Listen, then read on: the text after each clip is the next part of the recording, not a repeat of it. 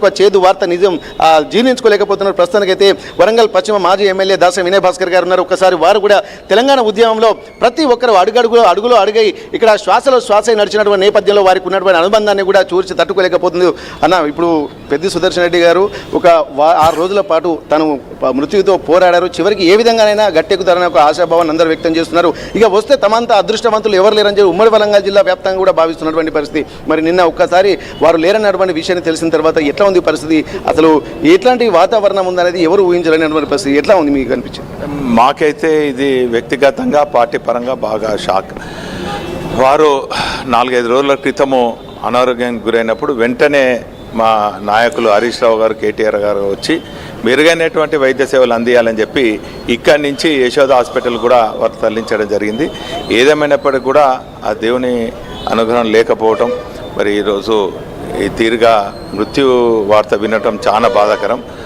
వారి సమక్షంలో తెలంగాణ రాష్ట్ర సాధన కోసం ఇదే ప్రాంతంలో ఇదే గడ్డపైన నేను నగర అధ్యక్షుడు, వారు జిల్లా అధ్యక్షుడు అయినప్పటికీ కూడా అనేక కార్యక్రమాలు కేసీఆర్ గారు పిలుపు అందుకొని ఉద్యమ కార్యక్రమాలు ఈ ప్రాంతం నుంచే చేసుకోవటం ఒక మంచి ఒక తృప్తినిచ్చింది. తర్వాత అది చెరిగిపోని ఒక జ్ఞాపకాలు అనేకం ఉన్నాయి. అది రాష్ట్ర రోక అయితేంది, రైలు రోక అయితేంది, వంటవార్పు అయితేంది, సడక్ బంద్ అయితేనేమి, ఈ తీరుగా కేసీఆర్ గారు ఇచ్చినటువంటి పిలుపు మేరకు మేమిద్దరం కూడా ఇక్కడ వరంగల్ జిల్లా వ్యాప్తంగా అనేక కార్యక్రమాలు చేసినాం. అసలు మా అందరికి కూడా ఇది చాలా పెద్ద షాక్, తీరని లోటు. కేవలం నర్సంపేట ప్రజలకే కాకుండా ఉమ్మడి వరంగల్ జిల్లాతో పాటు బీఆర్ఎస్ పార్టీకి మా శ్రేణులకు ఇదొక షాకింగ్ న్యూస్ అని మేము చెప్పాం. నిన్న కూడా పోయి వచ్చినాం, కానీ ఏదో జరుగుతుంది, మెరాకిల్ జరుగుతుందని చివరి క్షణం వరకు భావించడం. అనుక్షణం వైద్య సేవలు మెరుగైనటువంటి సేవలు అందియాలని చెప్పి కేసీఆర్ గారు, కేటీఆర్ గారు, హరీష్ రావు గారు వైద్య నిపుణులతో ఎప్పటికప్పుడు ఇది చేసింది. చివరికి అమెరికాకు ఉన్నటువంటి డాక్టర్లతో కూడా సంప్రదించి వారి ప్రాణాలు కాపాడాలని చెప్పి పార్టీ పరంగా అన్ని చర్యలు చేపట్టడం జరిగింది. కానీ దురదృష్టవశాత్తు వారి లేని లోటు మాకు చాలా బాధాకరం. అది ఇప్పటికి కూడా నమ్మలేక ఉంది. అసలు వారి సమక్షంలో వారి సహచర్యంలో మేము ఇంకా అనేక తెలంగాణకు జరిగినటువంటి అంటే పునర్నిర్మాణ కార్యక్రమంలో భాగస్వాములు అవుతాం అనుకున్నాం, కానీ వారు ఇటువంటి అంతిమ యాత్రలో పాల్గొంటారని చెప్పి కళలు కూడా ఊహించుకోలేదు. ఇది మా అందరు కూడా మరి తీరని లోటుగా మేము భావిస్తున్నాం. ఈ సందర్భంగా భగవంతుని ప్రార్థిస్తూ వారి ఆత్మశాంతి చేకూరాలని చెప్పి వారి కుటుంబానికి పార్టీ పరంగా మేమందరం కూడా ఒక కుటుంబ సభ్యులుగా వారి కుటుంబానికి అండగా ఉంటాం. మాజీ ఎమ్మెల్యే మహబూబాద్ శంకర్ నాయక్ గారు, ఇప్పటివరకు ఏంటంటే ఇక్కడ నాయకులు అనేది కాకుండా ఒక ప్రజల్లాగానే మీరు ఉన్నారు. ఎందుకంటే తెలంగాణ అస్తిత్వమే మేమే అస్తిత్వం, ప్రజలే తెలంగాణే ప్రజలుగా భావించిన సందర్భం. ఇట్లాంటి సందర్భంలో మీరు నిజంగా వారికి ఉన్నటువంటి అనుబంధాన్ని కూడా ఒక్కొక్కరు గుర్తు చేసుకుంటున్నారు. తెలంగాణ ఉద్యమంలో మీతోటి పాటు అందరు కలిసి నడిచినటువంటి పరిస్థితి. మరి ఇప్పుడు ఇక్కడ ఉమ్మడి వరంగల్ జిల్లాకు మొదటి నుంచి ఇక్కడ ఉద్యమంలో ఉన్నటువంటి ఇక్కడ పెద్ది సుదర్శన్ గారు ఇక్కడ లేరన్నటువంటి వార్తను ఎట్లా చూస్తున్నారు? చాలా జీర్ణించుకోలేకపోతున్నాము. మా కుటుంబ సభ్యులు తెలంగాణ రాష్ట్ర సమితి కోసం మన ప్రియతమ నాయకులు కేసీఆర్ గారితో అద్భుతమైన అనుబంధాలు, హరీష్ అన్నతోటి జైల్లో గడిపిన రోజులు, తెలంగాణ రాష్ట్రం కోసం ఎన్నో ఇబ్బందులు పడి అవకతవకలు పడి ఎన్నో భరించి ఎన్నో దెబ్బలు పడి ఆయన కాలిరిగి ఎన్ని కష్టాలు పడి ఉద్యమంలో పాల్గొనడం మన అందరికీ తెలుసు. ఒక ఉద్యమకారుడే కాకుండా ఒక రాజకీయ నాయకుడిగా, ఒక కుటుంబ సభ్యుడిగా చాలా బాధాకరమైన విషయం.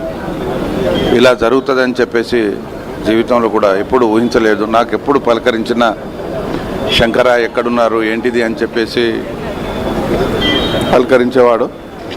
పాపం దురదృష్టకరం ఇలాంటి సంఘటన ఇది వినడం చాలా బాధాకరంగా ఉంది. సో ఏది ఏమైనా మన ప్రియతమ నాయకులు కేసీఆర్ గారి ఆశీస్సులతో ఆ కుటుంబం బాగుంటుందని చెప్పి ఆశిస్తున్నా. అలాగే హరీష్ అన్న గారు, కేటీఆర్ గారు, రామన్న గారు చాలా ప్రయత్నం చేశారు.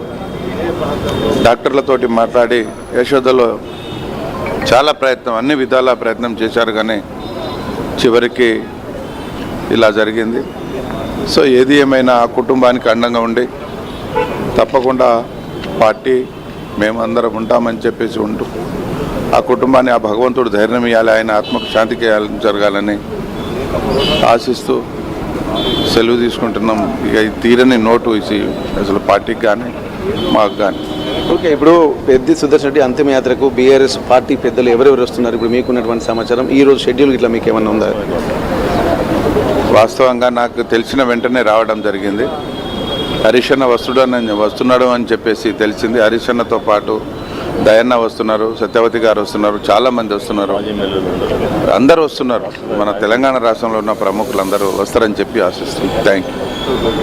మాజీ కూడా చైర్మన్ మీరు చెప్పండి సార్, ఇప్పటి వరకు ప్రతి ఒక్కరికి ఇప్పుడు పార్టీలకు అతీతంగా కూడా అందరూ బాధపడుతున్నటువంటి సందర్భం అయితే కనిపిస్తుంది. ప్రతి ఒక్కరితో వ్యక్తిగత అనుబంధం ఏంటంటే ఒక హుందాతనం అనేది మెయింటైన్ చేసి తెలంగాణ ఉద్యమం అంటే ఒక బానిసత్వం అనేటువంటి ఒక భావన చాలా మందికి ఉమ్మడి ఆంధ్రప్రదేశ్లో కనిపించినటువంటి పరిస్థితి. కానీ ఆ తర్వాత పెద్ది సుదర్శన్ రెడ్డి ఇలాంటి వ్యక్తులు తలెత్తుకొని తిరిగే విధంగా ఒక హుందాతనంగా బతకాలి, తలెత్తుకొని ఉండాలి, గర్వంగా ఉండాలి, ఎక్కడ అస్తిత్వాన్ని కూడా కించపరచొద్దు, తక్కువ చేసుకోవద్దు అన్నటువంటి విషయంలో తన జీవన విధానంలోనే బతికి ఆచరించి చూపించినటువంటి వ్యక్తిగా చాలా మంది చెప్తున్నారు. మరి అట్లాంటి వ్యక్తి ఇక్కడ తెలంగాణ ఉమ్మడి వరంగల్ జిల్లాకు ఒక పెద్ద దిక్కు ఉద్యమం నుండి మొదటి నుంచి ఉన్నటువంటి వ్యక్తి లేదన్నటువంటి విషయాన్ని ఎట్లా చూస్తున్నారు?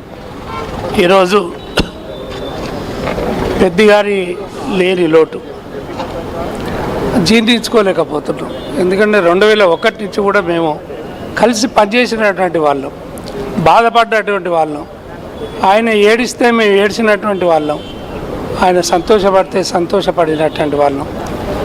ఆయన 2001 నుంచి కూడా జడ్పీటీసీగా ఉన్నప్పటి నుంచి ఉమ్మడి జిల్లా అధ్యక్షుడిగా అయినప్పటి నుంచి కూడా ఆయనతో పాటు మేము అడుగు వేసి ఉద్యమంలో పాల్గొన్నటువంటి వాళ్ళు.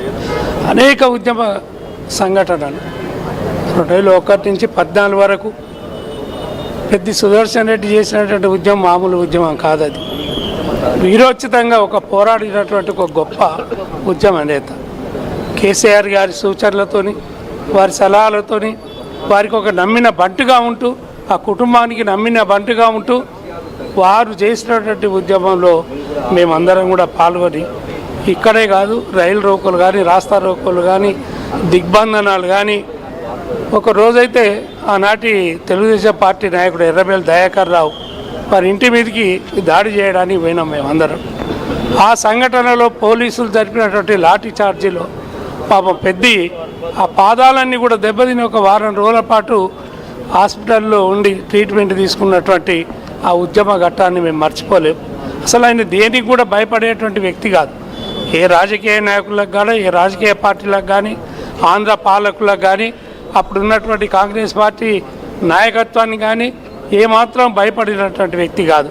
అలాంటి వ్యక్తిని మేమైతే గత 5-6 రోజుల నుంచి కూడా ఎప్పటికప్పుడు ఈ రోహిణి హాస్పిటల్ అడ్మిట్ అయిన కానించి తేలుకోవాలి, రావాలి, ప్రజల్లోకి రావాలి, దేవుళ్ళ యొక్క ఆశీస్సులు ఉండాలి, ఏ విధంగానైనా లేచి వస్తాడు అనేటి ఆశాభావం మాకు రాత్రి వరకు ఉండే. కానీ ఈరోజు అర్ధాంతరంగా జీవితాన్ని ఆ దేవుడు తీసుకుపోవడం అనేది మేము జీర్ణించుకోలేకపోతున్నాం. మేము ఎవరం కూడా